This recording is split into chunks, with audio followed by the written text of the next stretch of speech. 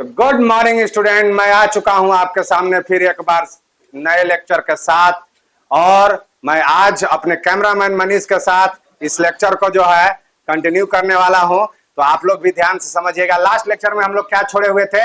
Last lecture में human genome project के बारे में देख रहे थे कि ह्यूमन जीनोम प्रोजेक्ट जो है क्यों स्टार्ट किया गया था और वो कौन लोग थे जो इनको स्टार्ट किए थे और उसका क्या मकसद था। ठीक है, तो उसमें हम लोग देख चुके हैं। ज्यादा जानकारी के लिए वो वीडियो पीछे वाला देख लीजिएगा।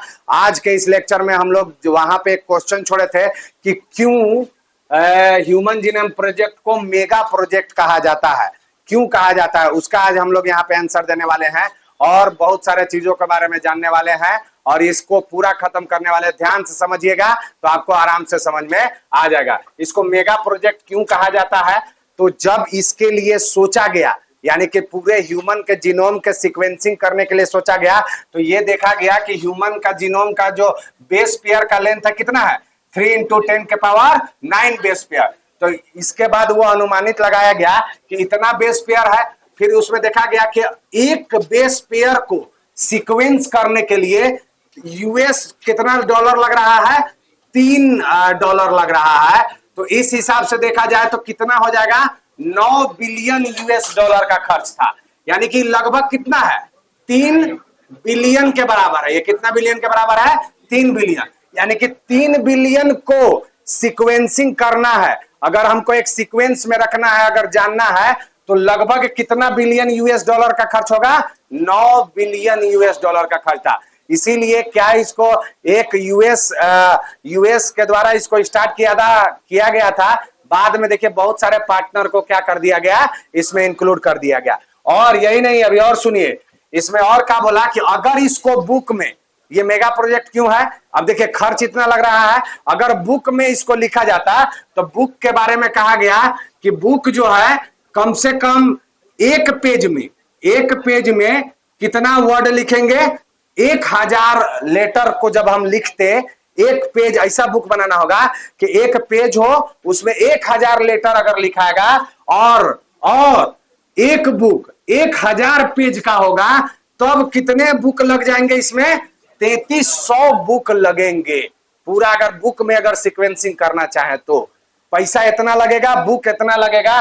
तो बात आता है भाई कैसे अब करें। और दूसरा और क्या था कि अब देखिए, अब ये सब करने के अलावा, अब इसको बुक के अलावा अगर हम ये चाहते कि अगर इतना ज्यादा था, अब उसको हम लोग कहां पे रखेंगे? तो इसके लिए क्या करना पड़ता हमको? The use of high speed computational device for the data storage and the retrieve and the analyse. यानी कि अगर, और इसको क्यों बड़ा माना गया कि भाई इतना तो पॉसिबल नहीं है, लेकिन अगर उसको अगर एक डिवाइस के अंदर डाला जाए, कंप्यूटर वाला डिवाइस के अंदर, तो उसमें हाई स्पीड वाला डेटा होना चाहिए। जैसे क्या होता है आज, अगर मान लीजिए गूगल के अंदर या आप देखिएगा यूट्यूब के अंदर सभी सॉन्ग मौजूद है। आप क्या करते हैं, वहां जाके खाली टाइप करते हैं उस सॉन्ग का नाम, तो उससे रिलेटेड पूरा जो वर्ड है जैसे टाइप करते हैं क्या आता है कि वो आ जाता है। तो कुछ उसी टाइप का बनाना था कि जैसे अगर मान लेते हैं कि किसी भी क्रोमोजोम के सीक्वेंस को अगर हमको जानना था, तो उसको आप जैसे ही वहां पे डाले तो क्या करे कंप्यूटर, सटाक से वहां पे क्या करे, लेकर के चला जाए और कोड करने लगे कि हाँ ये वाला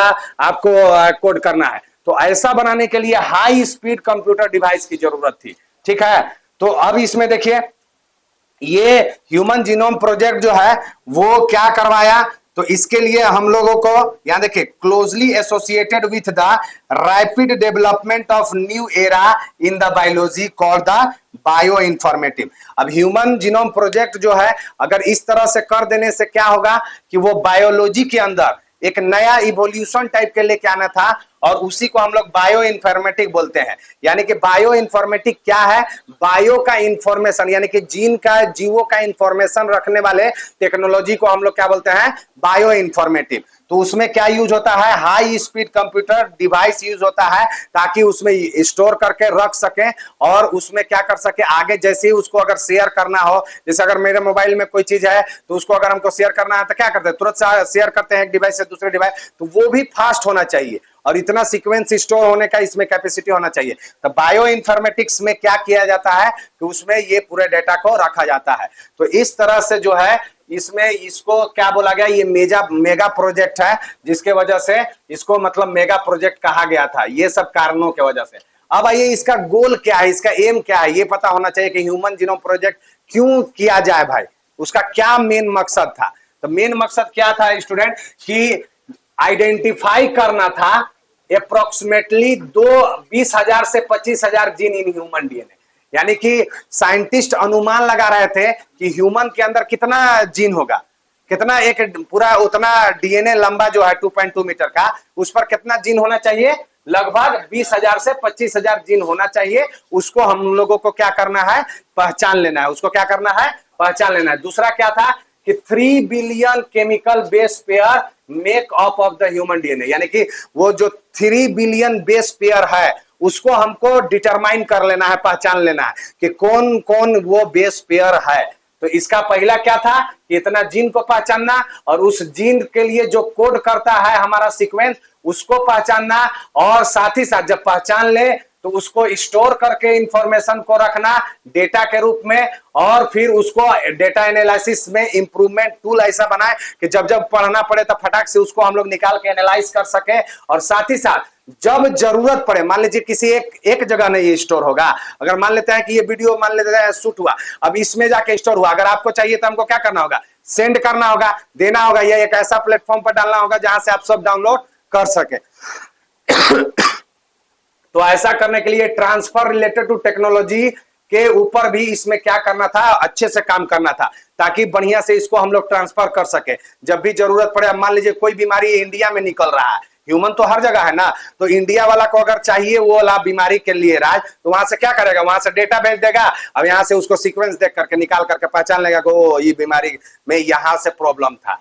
तो इस तरह से ये भेजने के लिए फिर अगर और क्या इसका गोल था कि जब ये सब हम लोग करेंगे, ह्यूमन के बारे में, जीन के बारे में जानेंगे, तो इथिकल, लीगल और सोशल इश्यू आएंगे, तो उसको कैसे क्या किया जाए, एड्रेस किया जाए, उसको कैसे मैनेज किया जाए। लोग तो उंगली उठाएंगे ही कि जब ह्यूमन के बारे में आप छेड़छाड़ कीजिएगा जीन के बारे में, तो उससे क्या होगा, अगर सब जान गया अगर पूरा डेटा, तो उसमें कोई भी बदलाव कर सकते हैं। जैसे मान लीजिए कोई किसी के साथ अगर दुश्मनी भी निकालना चाहेगा तो निकाल सकता है, अगर जान गया कि उसका बेस पेयर में क्या कर देंगे, हम चेंजिंग कर देंगे, तो वो क्या कर, सीक्वेंस चेंज हो जाएगा, तो प्रोटीन बनना चेंज हो जाएगा। अभी हम लोग नहीं देखे थे, गैप के जगह गुग हो गया था तो क्या चेंजिंग आ गया था, तो उस तरह से सीक्वेंस खराब होने का डर था। तो इस पर भी क्या क्या इशू आ सकते हैं, इसको भी इंप्रूव करना इसका मेन मकसद था।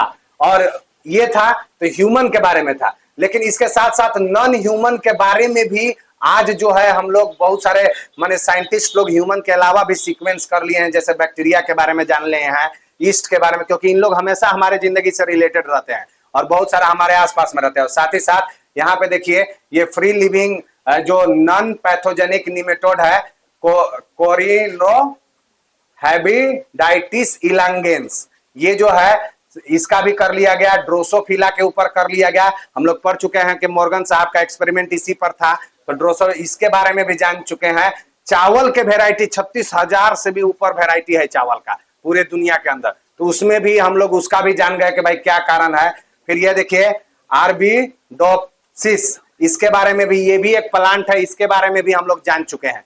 तो इस तरह से ह्यूमन के साथ साथ इसे भी जानना हमारा गोल था। अब इसमें मैथोलॉजी क्या है, मैथोलॉजी दो तरह के है कि दो तरह के चीजें आया। वहां पे हम लोग देखे थे कि जब डीएनए से आरएनए बनता था तो आरएनए से प्रोटीन बनता था, तो उसमें क्या लोग कहे कि दो तरह के टेक्नोलॉजी अपनाए। एक तो किए कि एक्सप्रेस सीक्वेंस टेक, मतलब इसमें ये बोले कि जो सीक्वेंस एक्सप्रेस करता है खाली उसके बारे में जानिए, यानी कि जो इंट्रॉन और एक्सॉन था ना, तो ये बोल रहे थे कि एक्सॉन के बारे में खाली जान जाओ, यानी कि एक्सॉन के बारे में ही करे, काहे जुटो कि जो नहीं कोड कर रहा है उसके बारे में हम लोगों को जानना जरूरत नहीं है।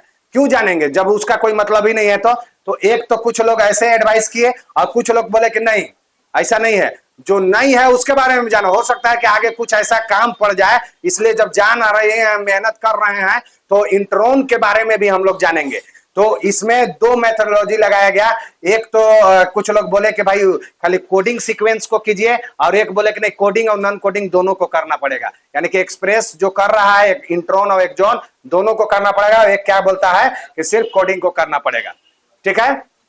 इसमें अब ये जब सीक्वेंसिंग करना चालू किए तो क्या क्या किए, जब सीक्वेंसिंग करना होगा तो उसमें क्या क्या करना होगा स्टूडेंट, कि सबसे पहले एक डीएनए लाना होगा, अरे पूरा डीएनए लाना होगा, तो डीएनए को आइसोलेट करेंगे, सेल से निकालेंगे, फिर उसको क्या करेंगे, छोटे छोटे टुकड़ों में कन्वर्ट करेंगे। अरे 2.2 मीटर का है ना, इतना लंबा है, तो सबका एक साथ कैसे स्टडी करेंगे। अब इतना आदमी को देना होगा हमको तो छोटा छोटा स्टडी करने के लिए, तो उसको फ्रेगमेंट करेंगे। फिर इसके बाद जब फ्रेगमेंट कर लेंगे तो कुछ लोगों का ग्रुप बनाएंगे। मान लीजिए 1000 फ्रेगमेंट हमने किया सपोज, तो अब उसमें क्या होगा कि 1000 को अब क्या करेंगे कि 1000 आदमी को दे देंगे, तो हो सकता है कि वो बढ़िया से नहीं देखने पाए। तो अब 1000 आदमी के साथ 55 गो का ग्रुप बनाएंगे, यानी कि 5 एक जिसको हम दिए तो एक को क्या बोले कि हम इसको मेन बना दिए, इसके साथ 5 गो रहेगा, यानी कि 5 को और देना होगा हमको। तो वो क्या करेंगे, उसके बाद क्लोनिंग करना होगा कि भाई उसको बोल देंगे कि तुमको जो एक पीस दिए हैं उसका तुम फोटो कॉपी कर लो और 5 को दे दो, और तुम लोग 5 जब उस पर एनालिसिस कर लेगा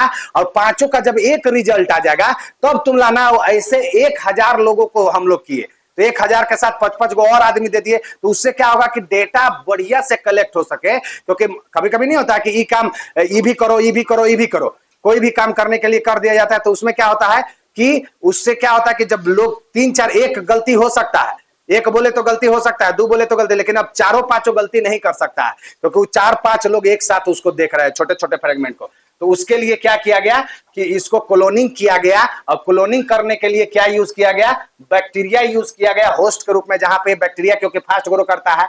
तो जैसे फोटो कॉपी करने, यहाँ तो जेरोक्स मशीन है हमारे पास, तो तुरंत हम लोग फोटो कॉपी कर लेते हैं। वहां पे क्या डीएनए को जेरोक्स करने के लिए क्या करना होगा, बैक्टीरिया के अंदर डालना होगा या ईस्ट के, क्योंकि वो लोग बहुत फास्ट ग्रो करता है। लेकिन अब उसमें डालने के लिए क्या वेक्टर यूज करना पड़ेगा, या तो बैक्टीरियल आर्टिफिशियल क्रोमोसोम बैक को, या को ईस्ट आर्टिफिशियल क्रोमोसोम। बैक्टीरिया के अंदर डालना है तो बैक को यूज करेंगे, इसी पर लोड करेंगे डीएनए को और इसके अंदर डाल देंगे, जेरोक्स होकर के बाहर आ जाएगा। और इस पर लोड करेंगे, ईस्ट के अंदर डाल देंगे तो ईस्ट से बाहर आ जाएगा। तो जब जेरोक्स हो जाएगा तो उस फ्रेगमेंट को क्या कर दिया, अब सब एनालिसिस करना चालू किए। और जैसे सब एनालिसिस करना चालू करेंगे तो क्या होगा कि उसको अब हम लोगों को क्या करना था कि ऐसा फ्रेगमेंट करना है कि ऑटोमेटेड डीएनए सीक्वेंस क्या हो कि वहां पे जाकर के मतलब ऐड हो जाए, मतलब वो पता चल जाए। तो उसके लिए क्या यूज किया गया, सेंगर साहब प्रोटीन के सीक्वेंसिंग किए हुए थे जिस मेथड से, तो बोला गया कि सेंगर साहब जिस मेथड से किए थे वही मेथड यहां पर भी सीक्वेंस करने के लिए लगाया जाए। यानी कि जो जो जान गए हैं तो उसको लिखना ना होगा, यू तो नहीं होगा, ATGC ऐसे लिखना ना होगा। तो उसको कैसे लिखना होगा, तो सेंगर की जो अथी था थ्योरी उसी के हिसाब से करना था। फिर जब सीक्वेंस आ गया तो उसको क्या करना होगा कि ओवरलैपिंग उसमें प्रेजेंट रहता है इन देम, तो उसको क्या करना होगा कि भाई स्पेशलाइज्ड कंप्यूटर बेस्ड प्रोग्राम में उसको डेवलप करना होगा कि जहां जहां ओवरलैपिंग हो उस सब को एक जगह कर दे, और मतलब वो बता दे कि यहाँ यहाँ ओवरलैपिंग है। नहीं होता है कि कोई भी गाना जब सर्च आप करते हैं तो 3-4 गो उस बोल के, जब शुरुआती 2-3 बोल डालते हैं उसका गाना का जब लिखते हैं तो क्या होता है कि वैसा रिलेटेड जो है 3-4 गो आ जाता है। जैसे नाम डालते नहीं है कॉन्टेक्ट में कि किसी का नाम डाल, जैसे मोहसिन सर का नाम डाल रहे तो MO डालेंगे तो मोहसिन, मोहन, जो MO से होगा वो पूरा आ जाता है। तो उस तरह से ऐसे जो ओवरलैपिंग कर रहे हो तो इसको ऐसा ही इसमें डाला जाए ताकि कंप्यूटर के अंदर डाला जाए और उसमें जो भी सीक्वेंसेज आ रहे हैं तो वो मैच हम करके देख सके, अच्छा हाँ ये मैचिंग है, वो पूरा इस तरह से आ जाए। फिर इसके बाद अनदर चैलेंजिंग इसके साथ क्या था कि जीन मैप, फिजिकल मैप बनाना था। तो जीन मैप के बारे में हम लोग पढ़ चुके हैं कि कैसे मैप बनाया जाता है, ताकि हम लोगों को ये पता चल सके कि कौन जीन कितना दूरी पर है उस क्रोमोसोम के ऊपर। ये भी चैलेंजिंग था। तो इस तरह से हम लोग करके और उसका सीक्वेंसिंग करेंगे, ठीक है। अब इसका साइलेंट फीचर क्या है, अच्छा एक चीज ध्यान में रखिएगा, एक क्वेश्चन पूछा था कि ये जो मैपिंग हो या कुछ भी ये कंप्यूटर बेस्ड में कैसे करते हैं, ये चेंजिंग कैसे आता है। तो देखिए म्यूटेशन, जब भी कोई भी सीक्वेंस में चेंजिंग कब आता है, जब म्यूटेशन होता है तब। जब म्यूटेशन होगा तो डीएनए का क्या होगा, पॉलीमॉर्फिज्म गड़बड़ा जाएगा। अरे गड़बड़ाएगा ना, यानी कि डीएनए पहले जो था अब वैसा नहीं रहेगा, और जब वैसा नहीं रहेगा तो क्या होगा, डीएनए फिंगरप्रिंटिंग उसमें या जेनेटिक मैपिंग करना आसानी से रहेगा। मतलब ये कहना चाह रहा है कि म्यूटेशन होता है तो अब डीएनए के अंदर चेंज आता है और उसके बाद डीएनए फिंगरप्रिंटिंग और जेनेटिक मैपिंग कर सकते हैं, और उसमें फिर उसको क्या कर सकते हैं, फॉरेंसिक टेस्ट के थ्रू या पैटर्निटी टेस्ट के माने केस में बाप है कि नहीं, अभी हम लोग पढ़ेंगे डीएनए फिंगरप्रिंटिंग, उसमें देखेंगे कि उसमें चेक किया जाता है। तो इसी को ये बेस बनाया जाता है। मतलब क्या ये कहना चाह रहा है कि फॉरेंसिक टेस्ट का जो बेसिक है वो क्या है, फिंगरप्रिंटिंग है, डीएनए फिंगरप्रिंटिंग, और इसका बेसिक क्या है, डीएनए पॉलीमॉर्फिज्म, और इसका बेसिक क्या है, म्यूटेशन। यानी कि जो भी हम लोगों के अंदर, हम और आप जो अलग अलग हैं एक दूसरे से, वो कैसे हैं हमारे, अब आप में ईमान के चलिए कि 99.9 जो है परसेंट हम लोग बिल्कुल सेम है, लेकिन जो हल्का चेंजिंग है वो किसके वजह से है, तो वो है म्यूटेशन के वजह से, और वही हमारा डीएनए के अंदर चेंज डेवलप करता है, और उसी के वजह से डीएनए फिंगरप्रिंटिंग हम लोग करते हैं, और ये जेनेटिक मैपिंग करने का जरूरत पड़ता है, जिसके लिए हम लोग फॉरेंसिक टेस्ट और पैथोजेनिक केस में टेस्ट करके हम लोग पहचानते हैं कि भाई ये जैसे अब किसी का मर्डर हो गया, फॉरेंसिक टेस्ट में क्या होता है कि मर्डर हो गया, 5 लोगों पर शक है, तो अब भाई ह्यूमन का मर्डर हुआ है और 5 लोगों पर शक है, तो ऐसा पॉसिबल है कि 5 में से अब किसी पर भी इल्जाम आप लगा सकते, 5 का तो डीएनए क्या है, सेम है, लेकिन जो ये वाला चेंजिंग हल्का आता है तो उसमें हम लोग टेस्ट करके इसमें फॉरेंसिक टेस्ट में जान सकते हैं। रेप केसेस में भी ऐसा होता है, आगे बताएंगे डीएनए फिंगरप्रिंटिंग के अंदर कि कैसे कैसे ये होता है। अब आइए silent feature of human genome project क्या था, यानी कि साइलेंट फीचर क्या बताना चाह रहा है भाई कि साइलेंट फीचर मतलब कि जब पूरा कर लिया गया तो उसमें क्या क्या निकल के आया, सामने आया उसके अंदर, तो ये देखा गया कि जीनोम जो है ह्यूमन का वो कितना न्यूक्लियोटाइड का बना हुआ है, 3,164.7 मिलियन का बना हुआ है, यानी कि 3.1647 बिलियन का बेस का बना हुआ है, और टोटल नंबर ऑफ जीन कितने हैं 30,000, एस्टिमेटेड कितना किया गया था बताइए, 20 से 25,000 किया गया था, लेकिन कितना जीन आया, ये एवरेज कितना निकला, 3,000 पूरा क्रोमोजोम के ऊपर आती क्या जीन मिला, सब पूरा ह्यूमन के अंदर पूरा क्रोमोजोम को जब देखा गया कितने 46 क्रोमोजोम को, तो 3,000 मिला था, एवरेज कितना निकाला गया कि एक पर कितना होगा 3,000 होगा, ये निकाला गया, और उसमें लार्जेस्ट किसको माना जाता है, डिस्ट्रोफिन को, जिसमें 2.4 मिलियन जीन्स पाया जाता है। उसी तरह से ये टेस्ट इज डिटरमाइनिंग, ये स्मॉलेस्ट है जो वाई क्रोमोजोम पर पाया जाता है, तो ये जो है इसके ऊपर देखा गया कि एवरेज में इन लोग में एक में ज्यादा है और एक में कम है, लेकिन एवरेज ऑन एवरेज क्या निकाला गया था कि 300 बेसिस 3,000 बेसिस जो है वो मतलब एक के ऊपर मौजूद होगा, और उसमें जिसमें ज्यादा है वो उसका लिख दिए हैं और जिसमें कम है वो। अब आइए यहाँ पे क्या था कि जो क्रोमोजोम फर्स्ट है, ये देखा गया कि क्रोमोजोम जो फर्स्ट था वो उस पर कितने जीन पाए जाते थे 2,968, और इस पर वाई क्रोमोजोम पर कितने पाए जाते थे 231।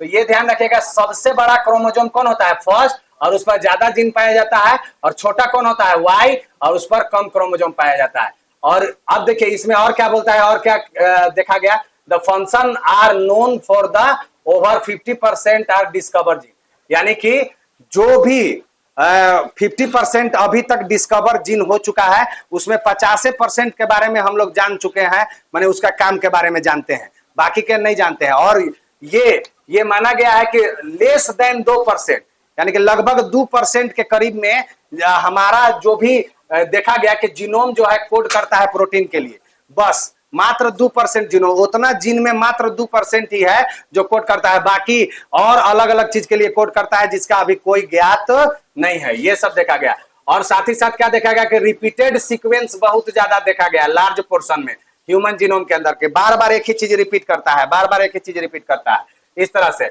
और ये scientist has been identify about the 4.5 million location where the single base DNA different, यानी कि बार बार तो रिपीट करता ही है, लेकिन साइंटिस्ट जो है आइडेंटिफाई कर पाए कितने जगह पर 1.4 मिलियन जगह पर क्या था सिंगल बेस डीएनए डिफरेंस था, जहां पे मात्र सिंगल बेस पेयर का डिफरेंस होता है, कितनी जगह पर 1.4 मिलियन के जगह पर, जिसको स्नैप्स भी कहा जाता है। और इसी के वजह से जो है ये ह्यूमन के अंदर हम लोग जान पाते हैं कि क्या डिफरेंसेस है।